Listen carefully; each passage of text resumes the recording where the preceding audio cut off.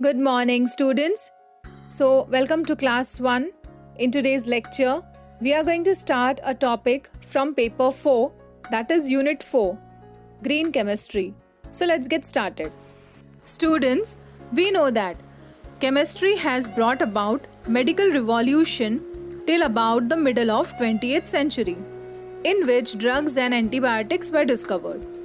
As a result, the life expectancy rose from 47 years in 1900 to 75 years in 1990s. The world's food supply also increased enormously due to the discovery of hybrid varieties, improved methods of farming, better seeds, use of insecticides, herbicides, and fertilizers. No doubt, on one hand, the quality of life on earth became much better due to the discovery of dyes, plastics, cosmetics, and other materials. On the other hand, the ill effects of chemistry also became pronounced. Main among them being like pollution of land, water, and atmosphere. That is caused mainly due to the effects of byproducts of chemical industries which are being discharged into the air, rivers, or oceans and the land. The hazardous waste released also added to the problem. The use of toxic reactants and reagents also made the situation worse. The pollution reached such levels that different governments made laws to minimize it. This marked the beginning of green chemistry by the middle of the 20th century. Students, green chemistry is defined as environmentally banning chemical synthesis. The synthetic schemes are designed in such a way that there is least pollution to the environment. As on today, maximum pollution to the environment is caused by numerous chemical industries. The cost involved in disposal of waste products is also enormous. Therefore, attempts have been made to design synthesis for manufacturing processes in such a way that the waste products are minimum. They have no effect on the environment and their disposal is convenient. For carrying out reactions, it is necessary that the starting materials, solvents, and catalyst should be chosen carefully. For example, use of benzene as a solvent must be avoided at any cost since it is carcinogenic in nature, and if possible, it is better to carry out reactions in the aqueous phase. With this view in mind, synthetic methods should be designed in such a way that the starting materials are consumed to the maximum extent in the final product, and the reaction should also not generate any toxic byproducts. Organic chemistry has also played a vital role in the development of diverse molecules which are used in medicines, agrochemicals, polymers, and biomolecules. Most of the chemicals that are produced in industries are concerned with the type of reactions and the percentage yield. The industrial houses adopts a synthesis for a particular molecule so that synthesis becomes cost effective. But no attention is paid to avoid the release of harmful chemicals in the atmosphere, land, and sea.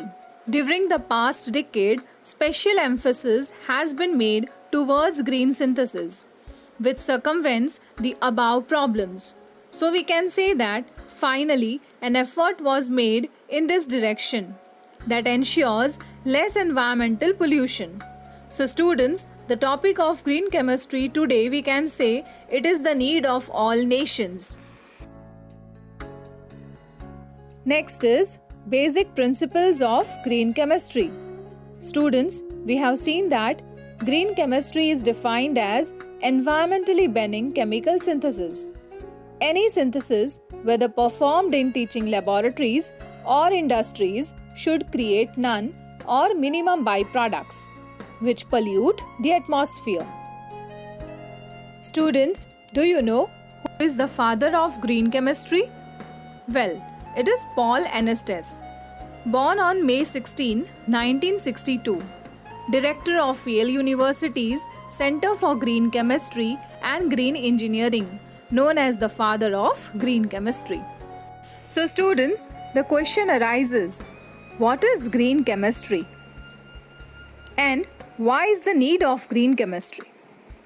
Well students, let us try to define the term green chemistry. According to Paul Anastas, green chemistry is defined as the utilization of set of principles that reduces or eliminates the use or generation of hazardous substances in the design, manufacture and applications of chemical products. Students, green chemistry is defined as environmentally benign chemical synthesis.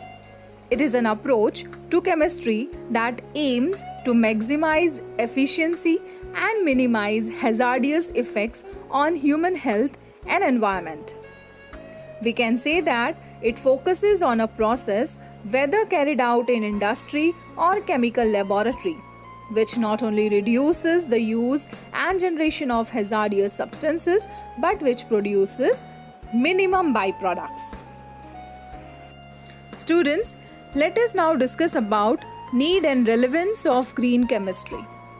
Well students, we have seen that chemistry has changed the lifestyle of mankind due to technological development in all areas such as drugs, food production, dyes, plastics, textiles, etc. However, the ill effects of development has become more pronounced with the passage of time. The release of hazardous waste materials of chemical industries, most of which are not biodegradable, have resulted in the environmental pollution, such as release of chlorofluorocarbons into atmosphere, which is causing depletion of ozone layer, resulting in disastrous effect. The release of oxides of nitrogen and sulfur into atmosphere by the industries is believed to the cause of acid rain. The unchecked burning of fossil fuels releases lot greenhouse gases like carbon dioxide. This in turn leads to global warming. In the gas explosion in Bhopal, the poisonous methyl isocyanate gas escaped into atmosphere, causing tremendous loss of human lives. The survivors are still suffering from the long-term effects of the methyl isocyanate. Hence, green chemistry concept aims to eliminate or at least reduce the environmental pollution by use of synthetic methodologies which help in keeping the environment clean and green. So, there is a need of green chemistry. Students, now let us discuss about the 12 principles of green chemistry. Well, green chemistry is based on following 12 principles. First is, it is better to prevent waste than to treat or clean up waste after it is formed. Second is, synthetic methods should be designed to maximize the incorporation of all materials used in the process into the final product. Third is, wherever practicable, synthetic methodologies should be designed to use and generate substances that possesses little or no toxicity to human health and the environment.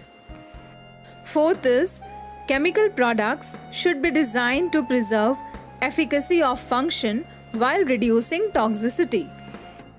Fifth is, the use of auxiliary substances, for example solvents, should be made unnecessary whenever possible. Sixth is, energy requirements should be recognized for their environmental and economic impacts and should be minimized.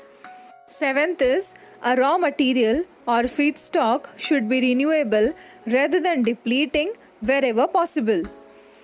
Eighth is, unnecessary derivatization should be avoided wherever possible. Ninth is, catalytic reagents are superior to stoichiometric reagents. 10th is, chemical products should be designed so that at the end of their function, they do not persist in the environment and release toxic degradation products into soil or atmosphere. 11th is, analytical methodologies need to be developed to allow for real-time in-process monitoring and control prior to the formation of hazardous substances. And the last, that is 12th principle, is substances used in a chemical process should be chosen so as to minimize the potential for chemical accidents. So students, in our today's lecture, we have started with the topic of green chemistry.